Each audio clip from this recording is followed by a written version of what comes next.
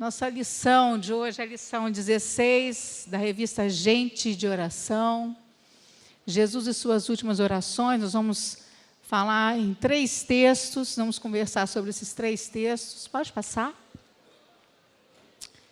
E o objetivo da nossa lição é: as orações que Jesus fez em seus últimos dias nos ensinam princípios incomparáveis para a vida cristã, pois somente Ele trilhou este caminho com reações de um homem perfeito. Então, vamos orar. Pai bendito, Pai santo, nós te agradecemos pelo privilégio que temos de estarmos em Tua casa, para ouvirmos a Tua palavra tão preciosa. Nós precisamos, ó Deus, da iluminação do Teu Santo Espírito para ministrar ao nosso coração, segundo a Tua vontade, segundo o Teu querer, para fazer aquilo que Te apraz. Que o Senhor nos ajude, ó Deus amado, nesta manhã. E fala, ó Deus querido, naquilo que nós precisamos nos corrigir, nos aperfeiçoar, naquilo que vai agradar ao Senhor. E perdoa os nossos pecados, limpa de nós todas as nossas transgressões cometidas por pensamentos, por palavras, por atos, por omissões. Tudo aquilo, ó Deus querido, que nos afasta de nós, seja retirado, ó Pai, para que possamos sentir a Tua presença, sentir a Tua voz, sentir o Teu toque nesta manhã. Em nome de Jesus. Amém. Então, vamos lá? Vamos ler juntos o texto? Vou deixar aqui na tela para a gente poder ir acompanhando. Em seguida, foi Jesus com eles a um lugar chamado Getsêmani e disse aos seus discípulos: assentai-vos aqui enquanto eu vou ali orar. Levando consigo a Pedro e aos 2 filhos de Zebedeu, começou a entristecer-se e a angustiar-se. Então lhes disse: a minha alma está profundamente triste até a morte. Ficai aqui e vigiai comigo. Adiantando-se um pouco, prostrou-se sobre o seu rosto, orando e dizendo: meu Pai, se possível, passe de mim este cálice, todavia não seja como eu quero, e sim como Tu queres. E voltando para os discípulos, achou-os dormindo. E disse a Pedro: então nem uma hora pudestes vós vigiar comigo? Vigiai e orai para que não entreis em tentação. O espírito, na verdade, está pronto, mas a carne é fraca. Pode passar. Tornando a retirar-se, orou de novo, dizendo: meu Pai, se não é possível passar de mim este cálice sem que eu beba, faça-se a Tua vontade. E voltando, achou-os outra vez dormindo, porque os seus olhos estavam pesados. Deixando-os novamente, foi orar pela 3ª vez, repetindo as mesmas palavras. Então voltou para os discípulos e lhes disse: ainda dormis e repousais? Eis que é chegada a hora e o Filho do Homem está sendo entregue nas mãos dos pecadores.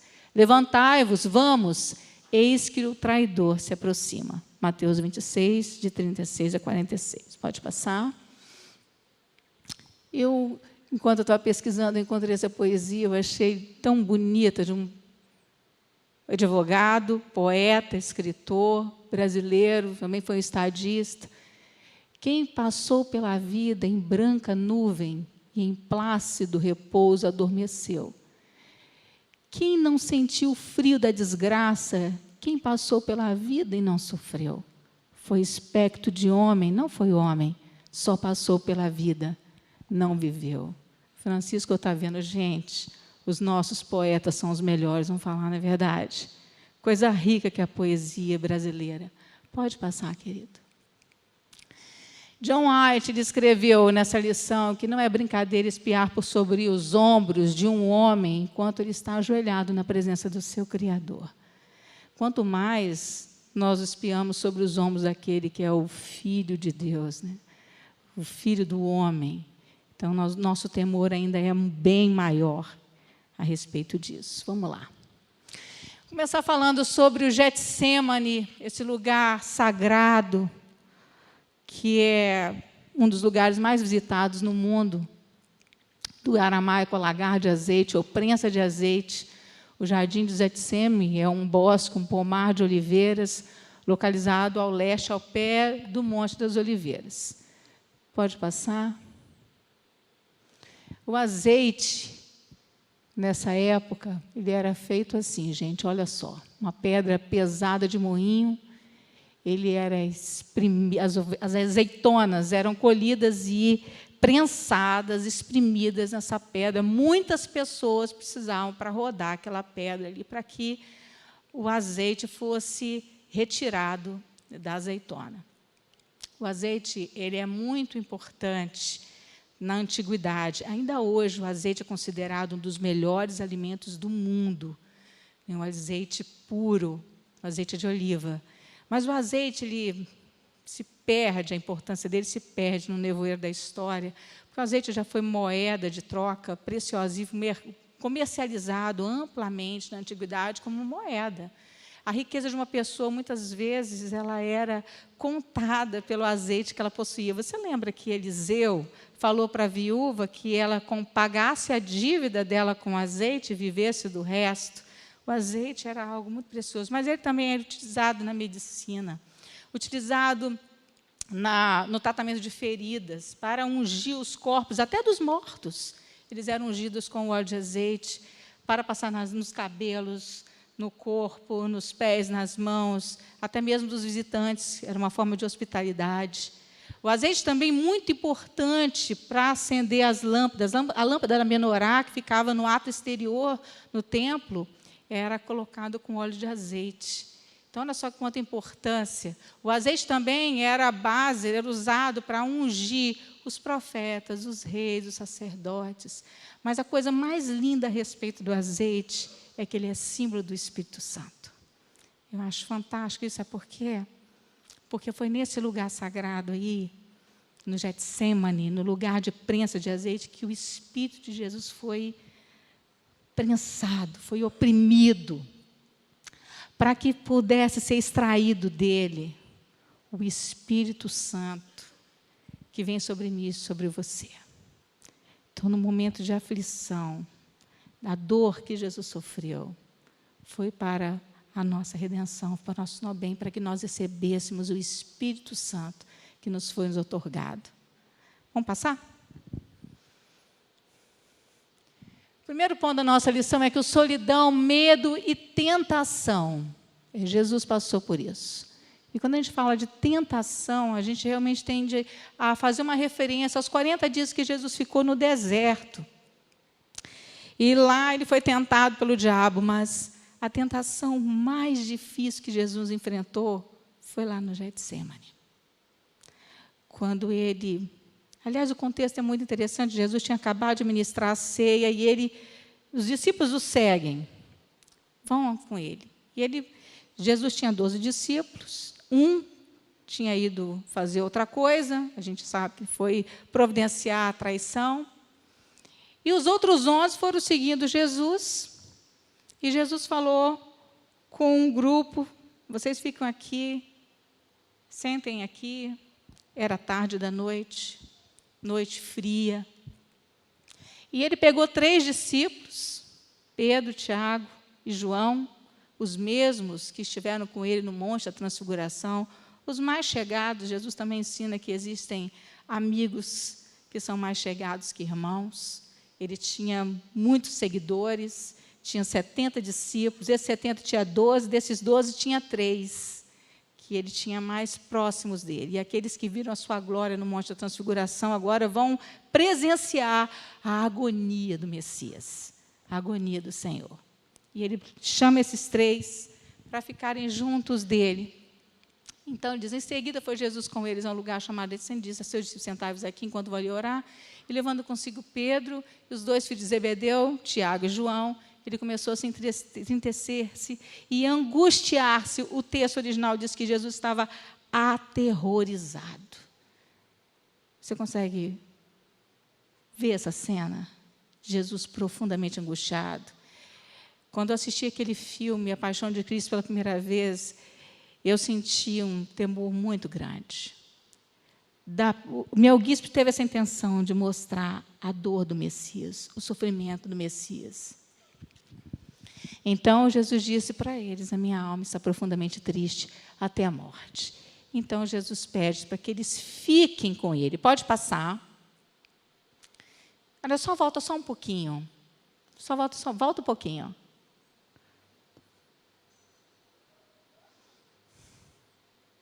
Ficar aqui e vigiar comigo. Sabe, Jesus, ele precisava de apoio, de companhia. E isso nos faz refletir que eu e você também precisamos, em momentos difíceis, de pessoas ao nosso lado, da empatia. E muitas vezes, os líderes eles enfrentam problemas com respeito a precisarem de apoio. Eu li muito tempo atrás um livro chamado Parceiros de Oração, e o pastor que escreveu esse livro, ele diz que os líderes, muitas vezes, eles ficam sozinhos no topo. Eles precisam de amigos, precisam de pessoas que orem por eles. Nós precisamos orar pelos nossos líderes, nós precisamos orar com os nossos líderes. O próprio Jesus nos ensinou, ele sendo o maior líder que já existiu. Ele pede aos seus discípulos, fiquem aqui comigo, vigiem aqui comigo.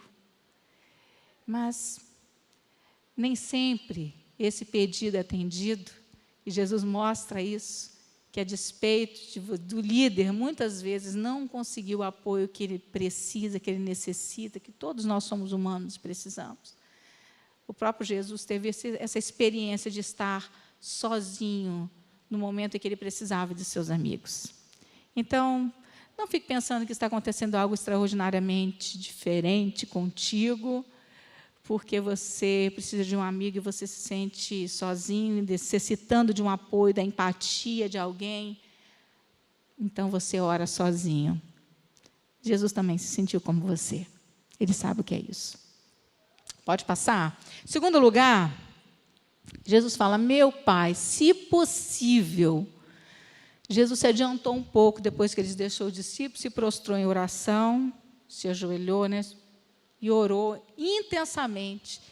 E a intenção de Jesus é, meu Pai, se possível, esse se possível, diz respeito de que talvez Jesus estivesse inclinado a deixar a cruz. Sabe, Jesus tem todo o poder, toda a autoridade. Durante todo o ministério dele, ele poderia ter usado dos seus poderes. Deus encarnado. Ele nunca perdeu a sua divindade. Ele se encarnou, ele era o Deus homem, e ele era Deus. Ele tinha duas naturezas, uma divina e a outra humana. Ele poderia fazer qualquer coisa com a sua divindade, mas ele se humilhou, como diz Paulo em Filipenses capítulo 2, sendo obediente até a morte. E ele se esvaziou de si mesmo. E ele, então, não os julgou de usurpação ser igual a Deus. Então, ele assumiu a sua humanidade com toda a sua força. E, então, Jesus é essa pessoa que fala para o Pai, se possível, porque tudo é possível para o Pai. Todas as coisas são possíveis para Deus, porque para Deus não há nada impossível. E ele faz essa oração. E esse, se possível, também, pode passar, também fala a respeito do cálice. E sabe, o judaísmo, o cálice, ele simboliza tristeza, angústia e terror.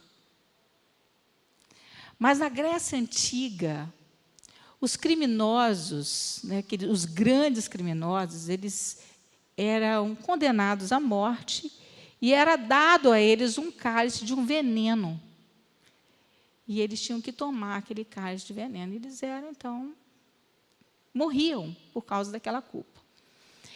Platão, no livro Fédon, ele conta que Sócrates foi condenado a morrer tomando um cálice de veneno por causa dos ensinos dele, porque ele não aceitava as divindades de sua cidade, não se prostrava diante delas.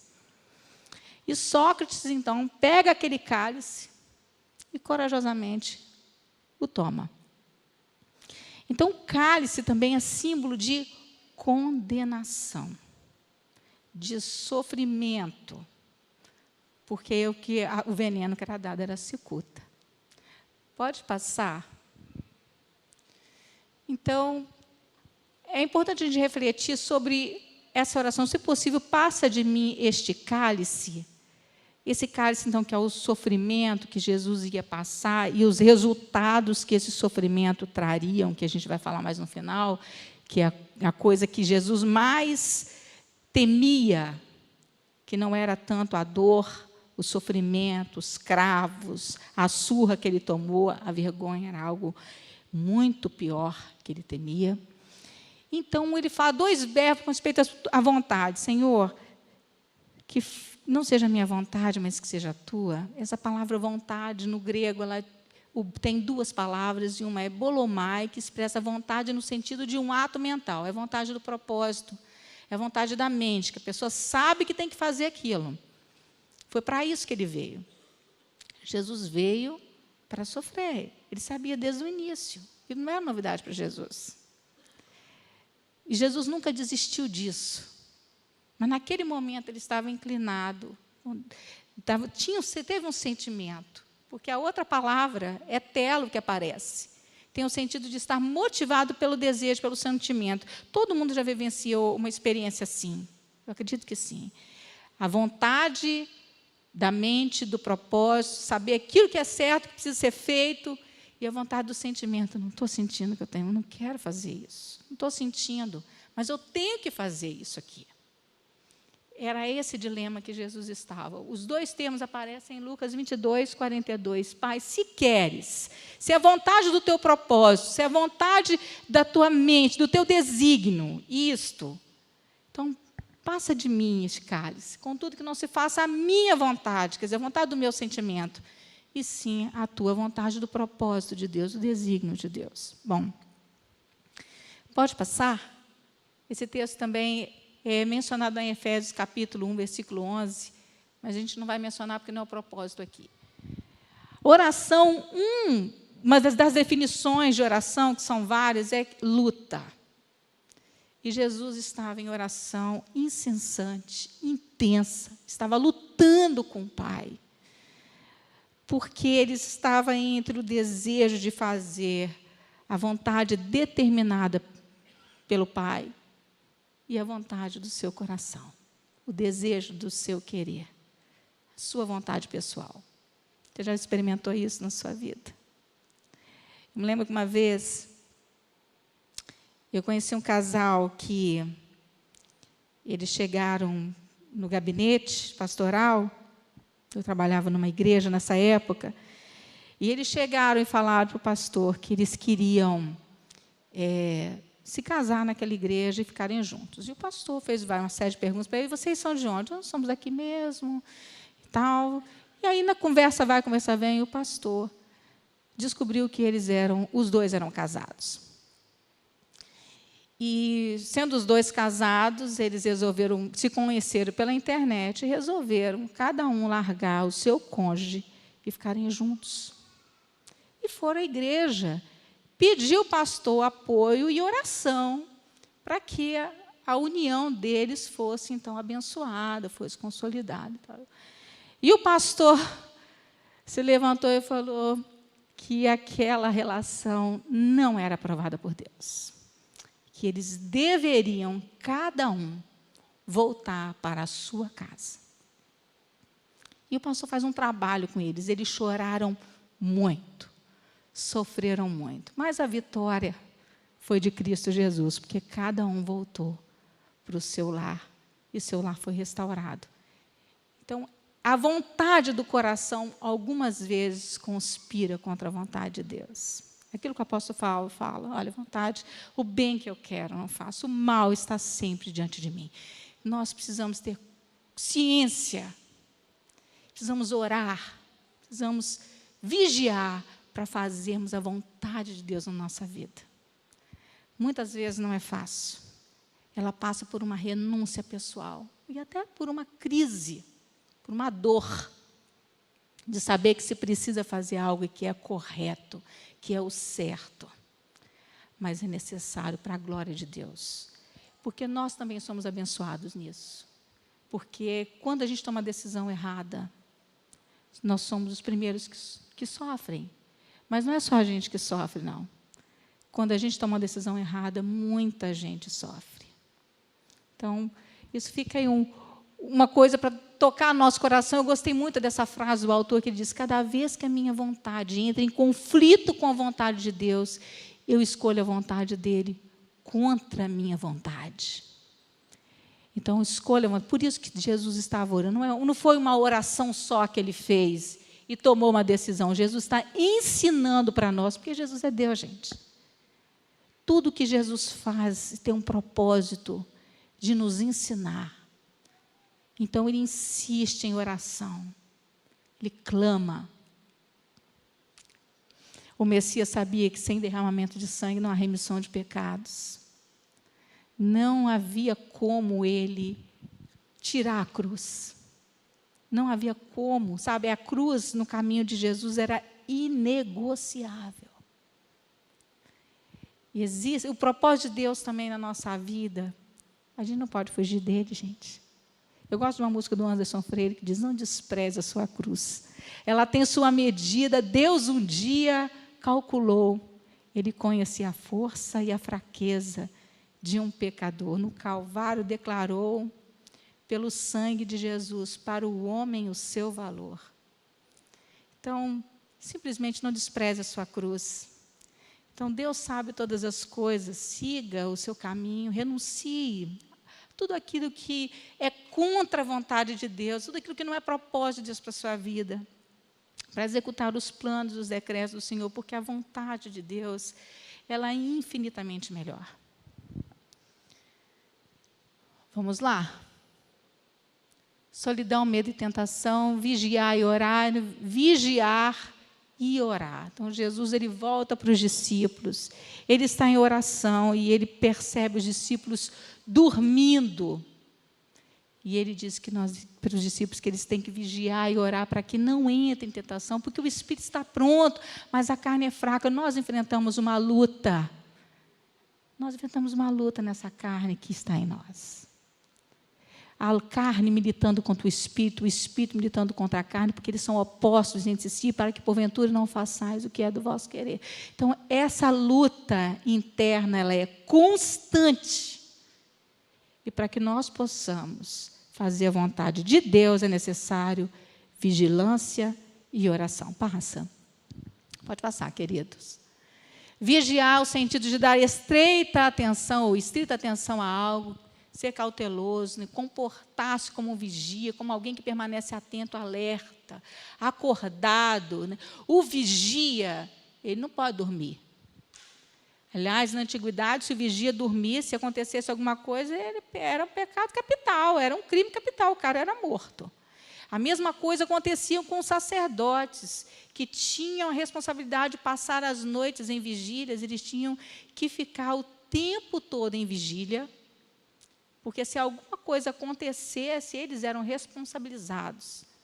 Alguma calamidade, algum problema que os pegasse de surpresa, que surpreendesse alguém, alguma dificuldade, era a responsabilidade. Agora, nós também, como servos de Deus, nós temos um inimigo que ele não dorme, ele não descansa. E nós precisamos estar alertas a respeito dele, vigilantes. E a oração nos deixa assim, em estado de alerta. Opa, já se sentiu uma situação assim, que Deus fala para você, não faz isso não. Uma vez uma pessoa queria que eu fizesse, assinasse um contrato, que ia ser a 8ª maravilha do mundo, que ia ser um negócio excepcional, que ia ser bom. E o Espírito Santo fala para o meu coração, não mexe com esse negócio não, sai fora. Isso é um laço. Deus fala com a gente quando a gente está em oração. A gente está conectado com Ele, está ligado nele. O Espírito Santo fala, ó, não, isso aí, não estou nisso aí. Nós temos que estar em oração constante, queridos, para a gente não cair em nenhuma cilada do diabo. Depois, o texto de Jesus foi orar 3ª vez, repetindo as mesmas palavras. Eu acho lindo isso, porque Jesus está ensinando para nós que as tempestades do nosso coração, nós não vamos embora logo, elas não somem logo. Muitas vezes as tempestades, mesmo que você ore, mesmo que você busque ali a vontade de Deus, o coração continua ali, agitado. Existem situações, problemas na nossa vida que nos deixam inquietos, tiram o nosso sono, tiram a nossa fome, tiram a nossa paz. E a gente ora e parece que a coisa não vai, mas a gente continua orando. A gente continua buscando, Jesus está ensinando isso.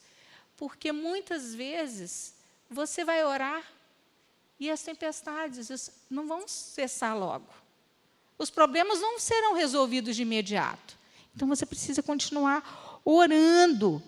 Então, quando Deus nos pede uma coisa contra a qual a nossa natureza se rebela, nós podemos saber que, desde o começo, que aquilo é a coisa certa. Mas as tempestades não cessam simplesmente porque o timoneiro sabe, né, que tem que manter a rota. Então, muitas vezes não vai cessar, mas você deve continuar orando. Sabe quantas tempestades vão passar? Pode passar. Pode passar esse texto, eu não vou mencionar isso, não. As tempestades e as tentações, elas não vão durar para sempre. Na verdade, elas cessam no momento em que tomamos a decisão de dizer não à nossa própria vontade, porque optamos pela vontade de Deus, que é a boa, perfeita vontade. Sabe quanto que passa? Quando você decide que você vai fazer a coisa certa. Foi o que aconteceu com Jesus, quando ele decidiu. Ele falou, olha, vocês ainda estão dormindo, estão repousando? Vamos, porque é chegada a hora que o Filho do Homem será entregue nas mãos dos pecadores. Eis que o traidor se aproxima. E ele se levanta com coragem, com ousadia. E quando os seus algozes chegam diante dele, nós estamos procurando Jesus, né, o Messias, ele diz, sou eu, estou aqui. Ele se apresenta, ele se entrega. Ninguém tirou a vida de Jesus, ele voluntariamente se entregou. Jesus já nasceu para isso. Jesus não é um coitado, Jesus não é um pobre coitado.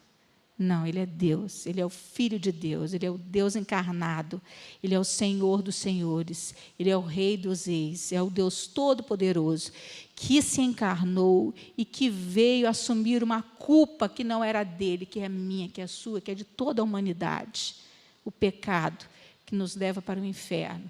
Ele veio morrer, veio sofrer para que eu e você pudéssemos viver uma vida plena e abundante, vida eterna, vida para valer. Então, Jesus, ele é o Senhor, e ele nos ensina a maneira como nós devemos agir diante das crises, dos problemas da vida, das dificuldades, das adversidades, das tribulações, porque isso não cessa enquanto nós estivermos nesse mundo. Jesus foi atribulado desde o ventre de Maria. Ele nunca desistiu da missão dele. Então, não desista do propósito, da missão que Deus entregou a você. Fique firme. Essa vida é estágio probatório para a eternidade. Tudo aqui vai passar. Só vai prevalecer aquele que faz a vontade do Senhor eternamente. Você vai prevalecer. Então, fique firme, segure nas mãos do Senhor. E vai, com fé, com confiança, com ousadia.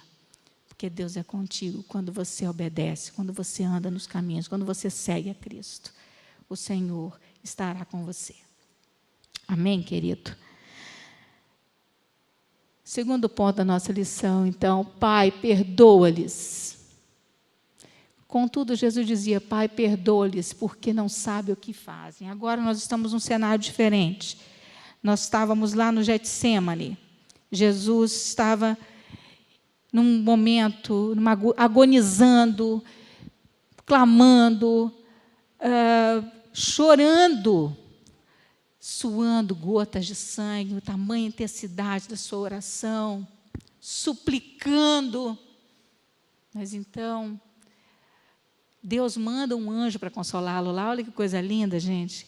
Lucas fala isso, né, no capítulo 22, que os discípulos estavam dormindo. Isso, os discípulos até ilustram, às vezes, a gente, abrir um parênteses aqui, às vezes, nós estamos passando por lutas, ou a luta está vindo, e nós estamos, descansando em berço esplêndido, nem estamos tomando licença de nada, estamos dormindo. Somos símbolos desses três discípulos, são símbolos da igreja, muitas vezes, que não tomam consciência dos problemas que podem surgir, então não ora, não vigia, fica lá, ignorando os sinais. E o mestre está falando, estou voltando, vocês têm que preparar. E aí o povo está lá, acomodado, não santifica, não ora, não lê Bíblia, dorme, dormem. As 3 vezes que Jesus vai lá, dormindo. Mas então Deus mandou um anjo para consolar. Eles não vão te ajudar, não vão consolar, não vão vigiar você. Então um anjo vem e consola, porque é assim que Deus faz. Ele levanta o Consolador. Talvez Deus tenha levantado um anjo na sua vida para te consolar, para te encorajar nos momentos difíceis. Ele tem feito isso comigo, eu tenho certeza que Ele faz isso com vocês também. Porque Deus é um Pai muito amoroso e os planos dele na nossa vida jamais se frustrarão. Mesmo quando nós queremos ir para o lado contrário. Lembra de Jonas, né? Jonas tomou um rumo diferente do propósito de Deus. Eu disse, meu filho, vem cá. Pega ele no mar. Você achou que você ia morrer nesse mar? Você não vai, não. Você vai fazer aquilo que eu quero que você faça. Os decretos de Deus, os dons, as vocações de Deus, elas são irrevogáveis. Não tem como a gente fugir daquilo que Deus determinou para nós. E olha, não é para o nosso mal, é para o nosso bem, porque Deus deseja nos abençoar. Deus tem planos muito mais elevados. E era isso que Deus tinha para Jesus. E Jesus foi levado à cruz. E lá na cruz, antes ele foi humilhado, foi ultrajado, cuspiram nele, rasgaram suas vestes, o despiram, disseram toda sorte de impropérios, de ofensas. E ele firme, porque ele orou, porque ele buscou a Deus.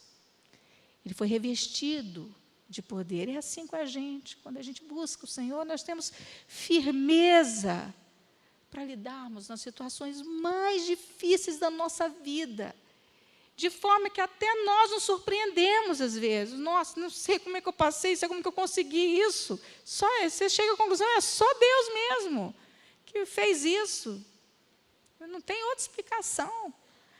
Então, Jesus nos ensina isso. E lá na cruz, ele faz a oração mais excelente de todas as suas orações. Jesus, ele sofre uma tortura muito grande. Com os pés e as mãos pregados na cruz, os braços abertos, né? E ele tem que ficar a escolha entre 2 horrores terríveis. Os cravos que prendiam suas mãos furavam, os pés cruzados, pregados. E John White, que escreveu o livro Ousadia na Oração, ele diz que, ele sendo médico, ele diz que Jesus sofreu cãibras terríveis, dores no peito e cãibras no abdômen, no diafragma. E ao ponto dele se sentir sufocado, morrendo de asfixia. Ele, então, para poder, no momento de respirar, buscar fôlego, ele joga o peso do corpo sobre os cravos, para o corpo ficar menos penso, para que ele possa respirar, mas novamente, então, voltam as cãibras, e a dor fica mais intensa, e a sensação de sufocamento. Então, Jesus, ele morreu muito rapidamente. Até Pilatos ficou admirado. Jesus, mas já morreu? Como? Porque o crucificado chegava a ficar 2 ou 3 dias. Mas Jesus sofreu muito, querido. Ele sofreu muito. Ele sofreu intensamente, porque Jesus ele não tinha pecado. O pecado que ele sofreu foi o meu, o seu e de toda a humanidade, do passado, do presente e do futuro. Sobre ele houve um peso esmagador, um peso muito grande, que só ele mesmo poderia suportar. Ninguém suportaria o peso que ele levou sobre si. Ele levou sobre si as nossas dores, o nosso cansaço, as nossas feridas, e pelas suas pisaduras somos sarados. Ele foi o mais rejeitado de todos os homens. Tudo que você pensa que você sofre, Jesus foi infinitamente mais sofredor. Ele é o cordeiro sofredor. Ele é o servo sofredor. Ele sabe o que é padecer, ele sabe o que você passa. Então, tudo que você vive, ele se identifica com você, porque Jesus escolheu se identificar conosco. Se identificar com o ser humano, por isso que ele desceu da glória e se fez homem. Mas a dor que ele tem, então, é insuportável. E mesmo assim, pode passar. Ele nos conclama a termos um nível elevadíssimo de espiritualidade. Quando ele pede perdão pelos seus algozes, ele diz: Pai, perdoa-lhes porque eles não sabem o que fazem. Toda aquela multidão ali, falando impropérios, que cuspiu nele, que o fez sofrer, todas aquelas pessoas se voltaram contra ele. Ele intercede por essas pessoas. Isso é um nível de espiritualidade muito elevado, e eu e você temos que aprender com ele. Porque orar, Jesus falou que nós temos que orar por aqueles que nos perseguem, temos que amá-los e temos que orar por eles. Mas aqui ele pede perdão. E quando a gente pede a Deus para perdoar, para cancelar a culpa, é como dizer assim, olha, não deixe que eles sofram as consequências, sabe, desse pecado. Não permita, né? Perdoa a ignorância deles, eles não sabem o que eles estão fazendo. Sabe, a terra, ela escureceu. É como se a própria natureza e o sol não quisesse ver aquela crueldade, aquela injustiça que os homens estavam fazendo com Jesus. Então, o sol se apagou, a terra tremeu. Sabe o que é interessante? Jesus foi crucificado às 9h da manhã, no horário do sacrifício. Primeiro horário do sacrifício.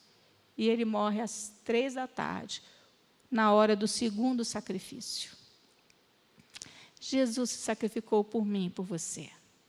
E ele pediu perdão. Então, perdoa a ignorância das pessoas que te ofendem, querido.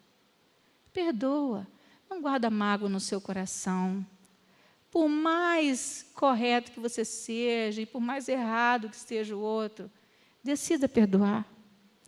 Decida cancelar a culpa, sabe? Peça a Deus por essas pessoas e os abençoe. Porque a nossa tendência é falar assim com Deus: ah, Senhor, repreenda essa pessoa, faz essa pessoa calar quando nós somos ofendidos. Essa é a nossa tendência. Até o anjo fez isso. Se ele é em Zacarias, o anjo falou isso. Quando o diabo veio querer pegar o corpo do sumo sacerdote Josué, o anjo falou assim: ei, que o Senhor te repreenda. Essa é a nossa tendência, pedir para que Deus repreenda a pessoa. Mas Jesus está indo além de todas as Escrituras. Ele fala isso. Então, não guarde mágoa, não guarde rancor, porque a mágoa, a falta de perdão, o rancor é um veneno que você bebe achando que o outro vai morrer. Quem morre é você, quem sofre é você, e o outro está lá livre numa boa. Então, decida perdoar, porque Deus tem coisa melhor para você. Pode passar. A dor do abandono, esse é o ponto culminante da nossa lição.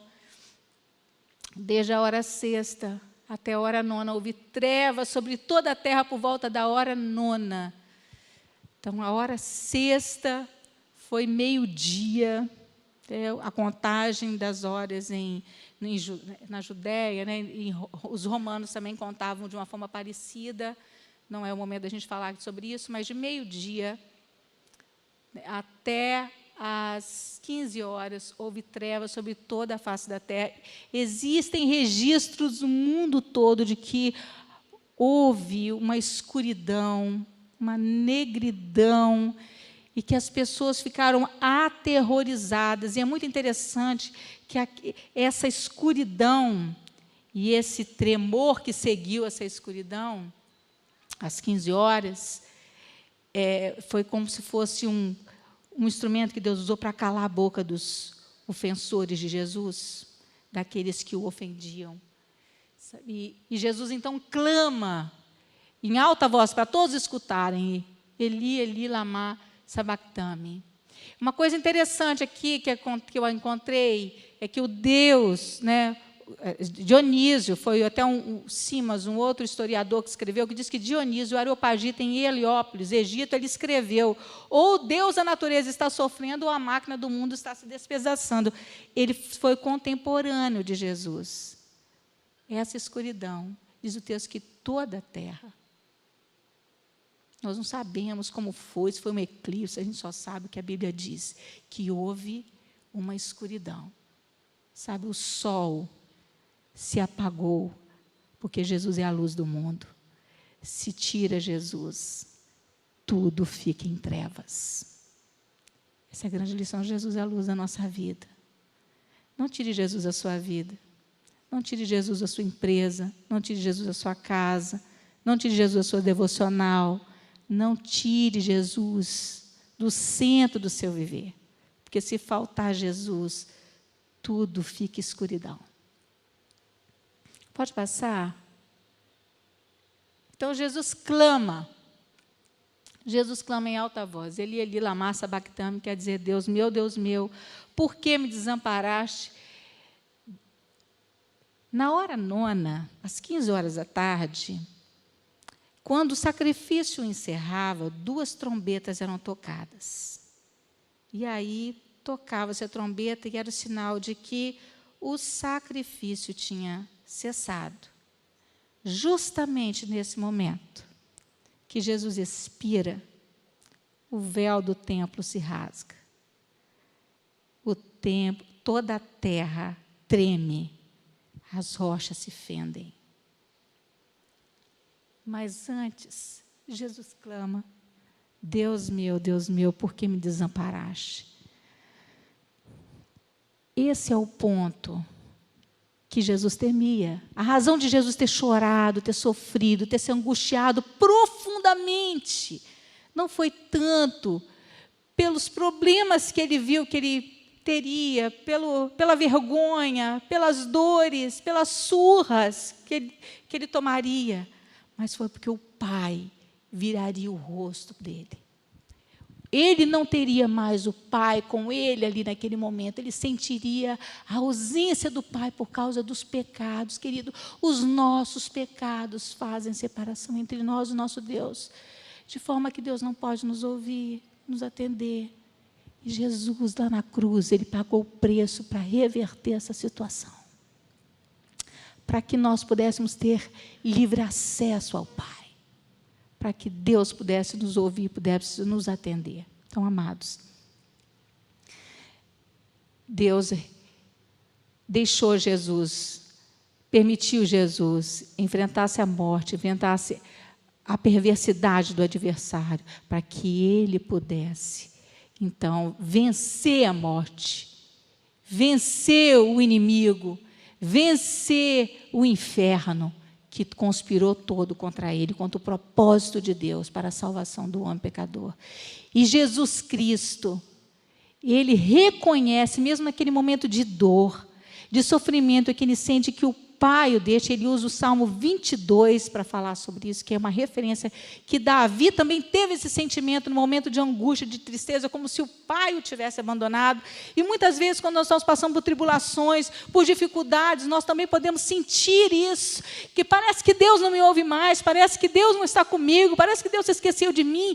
Esse foi o sentimento que Jesus teve na cruz, porque o Pai o abandonou naquele momento, virou a face, e era isso que o temia, porque ele e o Pai eram um, e naquele momento houve uma separação dele e do Pai.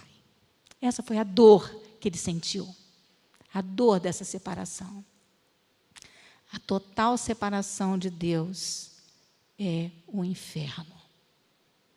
O banimento total da presença de Deus. As pessoas que vivem sem Deus neste mundo, elas vão ter que se deparar com o pior quadro, que é viver eternamente sem Deus. É por isso que o inferno, é total ausência de Deus. Pode passar? Uma pessoa desamparada, uma pessoa totalmente abandonada, e aí, então, eu quero que você entenda uma coisa, que esse sofrimento, esse abandono, só Jesus viveu. Sabe por quê? Porque nós temos, por causa de Jesus, as promessas de Deus na nossa vida. De maneira alguma te deixarei, nunca jamais te abandonarei. Eu coloquei em caixa alta de propósito, como se estivesse gritando para você não esquecer disso nunca. Porque Jesus morreu lá na cruz, para que você jamais estivesse sozinho. Ele experimentou aquele banimento da presença de Deus, para que se você crer nele, você experimentar isso. Eu criei, ainda que disse que estive sobremodo aflito. Então, quando você estiver aflito, faça como o salmista. Creia, confie. Deus continua sendo Deus. Deus está no trono, no controle de todas as coisas. Deus sabe todas as coisas. E todas as coisas cooperam para o bem daqueles que amam a Deus. Pode passar? A última oração de Jesus, então, Jesus deu exemplo como enfrentar a morte. Então, ele clama, em alta voz: Pai, nas tuas mãos entrego o meu espírito. Uma esperança para mim, para você também. A morte não é o fim para nós.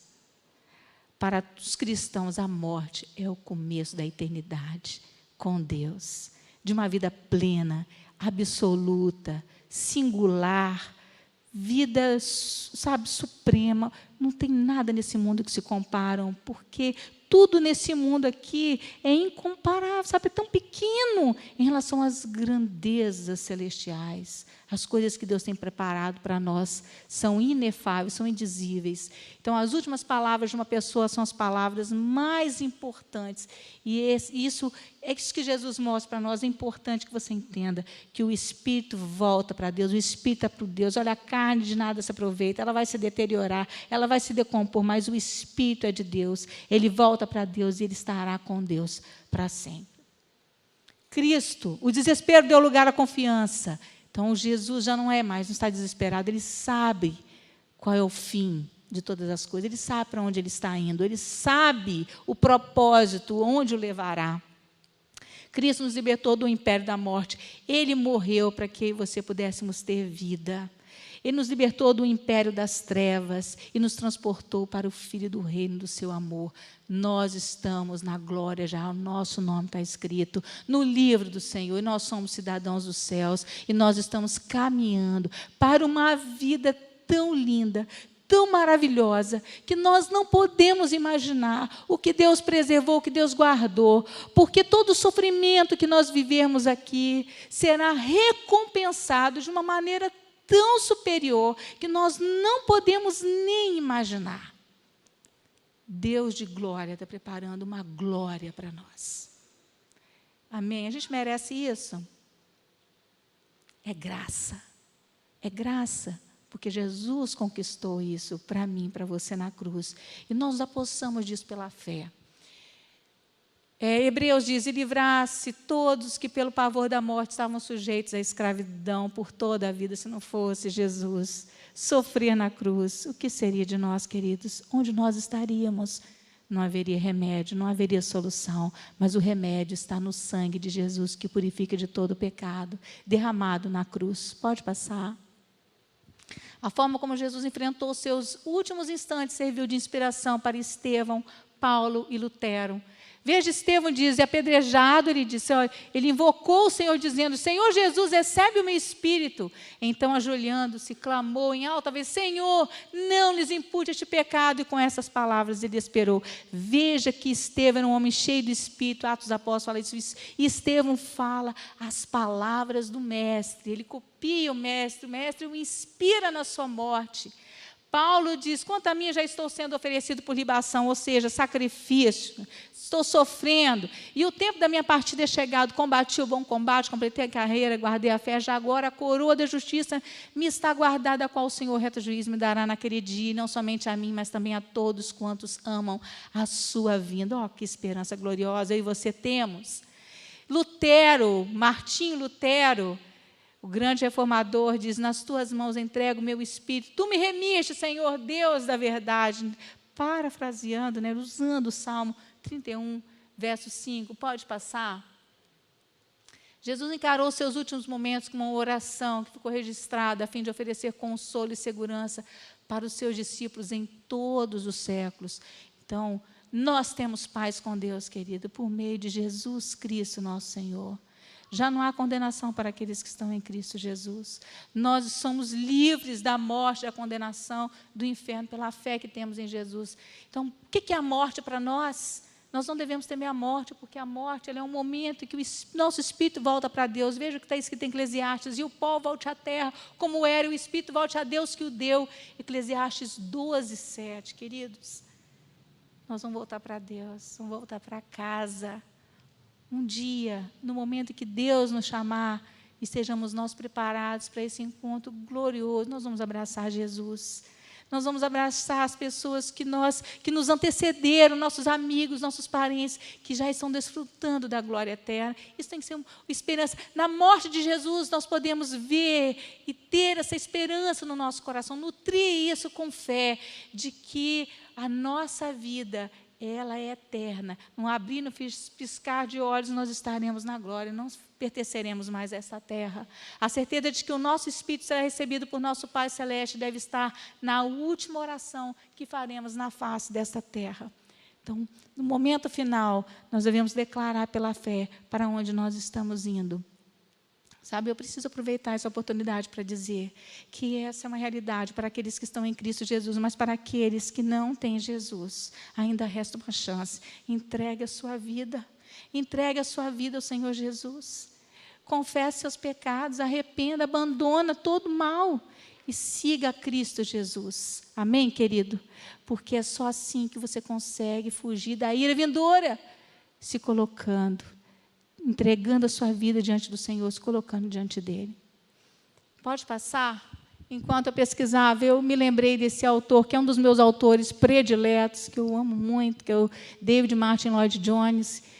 Foi provavelmente o maior pregador britânico do século XX, que você nunca leu nada desse escritor. Leia, porque ele é uma bênção. Ele já morreu, mas ele ainda fala. É assim que Deus faz com os servos do Senhor. Ele morreu na madrugada de domingo, de 1º de março de 1981. Olha o que ele disse à família: não orem por cura, não tentem me impedir de ir para a glória. Esse homem sabia para onde ele estava indo, né? E você, sabe para onde você vai? Pode passar? A nossa conclusão: podemos aprender com Jesus sobre a maneira como ele orou ao enfrentar a sua última tentação. Sigamos o exemplo de Jesus. Sigamos em todas as coisas. Ele é o exemplo e o modelo que nós devemos seguir. Reflita sobre essa frase de John White: somos chamados para olhar para Jesus, a fim de imitar aquele que pensou nos outros enquanto sofria. Sempre haverá graça disponível se quisermos agir assim. Então, olhe para Jesus, para que você aprenda a olhar com compaixão, com misericórdia para aquelas pessoas, mesmo quando você estiver sofrendo por conta dessas pessoas. Jesus está nos ensinando que nos momentos de profundo desespero, os ouvidos e o coração do único Deus Todo-Poderoso estão atentos e sensíveis à nossa necessidade. Você já havia pensado nisso? Deus está ouvindo, Deus está colhendo as suas lágrimas, Deus sabe o que você passa, o que você está sofrendo, as dificuldades que você enfrenta. E você não está sozinho. Pode passar? Olha o que ele disse para você: eis que estou convosco, está conosco todos os dias, até a consumação do século. Jesus está conosco até o fim. Isso não é maravilhoso? E Ele está aqui nesta manhã. Ele está aqui com você, está aí do seu lado, está dentro do seu coração. Vamos orar? Santo Deus, eterno Pai, Tu és um Deus tão maravilhoso. Glorioso Senhor, nós Te amamos. Quanto amor o Senhor teve por nós, morrendo numa cruz, padecendo a dor pelos nossos pecados, sofrendo de uma maneira tão violenta.